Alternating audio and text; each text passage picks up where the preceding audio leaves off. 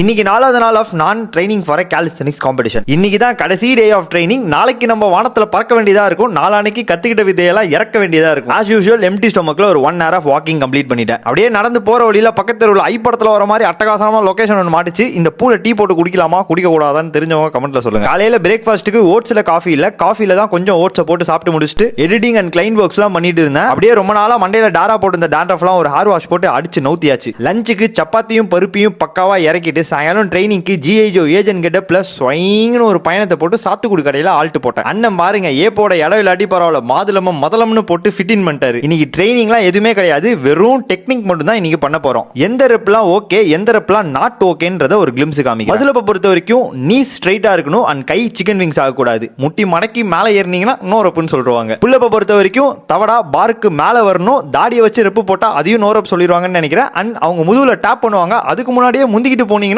அப்பயும் no rep சொல்லிடுவாங்கன்னு நினைக்கிறேன். And tips போடுறன்ற பேர்ல இந்த மார்ச் ஃபாஸ்ட்லாம் பண்ணக்கூடாது. எல்போஸ் 90 டிகிரிக்கு போயிட்டு வந்தா மட்டும் தான் ரெப்பு. மூக்க வச்சு போட்டீங்கன்னா நோ ரெப் குத்துருவாங்க. அண்ட் ஸ்குவாட்டுக்கு எல்லாத்துக்குமே தெரியும் ஹிப்பு நீஸுக்கு கீழே போயிட்டு வரணும். அங்க போயிட்டு ஆஃப் ரெப் போட்டு நம்ம அசிங்கப்பட்டுற கூடாது. அதனால எனக்கு வெயிட் பெருசா போகாட்டியும் பரவாயில்ல, ஆஸ்ட்ரோ கிராஸ் போட்டே பழகிட்டு இருக்கேன். அதோட வீட்டுக்கு வந்து டின்னரை சாப்பிட்டு இன்னைக்கு கடையை சாத்தியாச்சு. நாளைக்கு ஃபுல்லா கொஞ்சம் அரக்க பறக்க ஆவாசா தான் இருக்கும். அதனால சீக்கிரம் படுத்துடுறேன். உங்களை நான் நாளைக்கு பார்க்குறேன். பை.